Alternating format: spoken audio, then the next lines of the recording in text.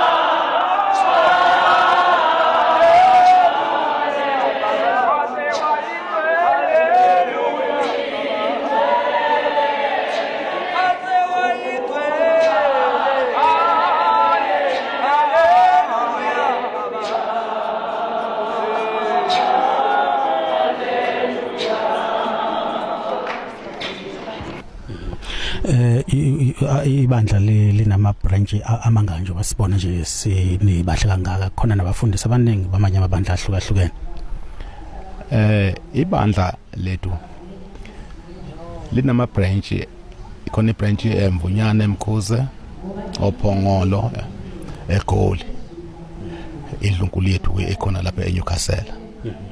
Yebo, ngoba kubonakala kugcwele kangaka ebephinde umholi wethu ebe-leader enhlanganweni eziningi zabafundisi ezikhona khona la esifundeni saseMajuba.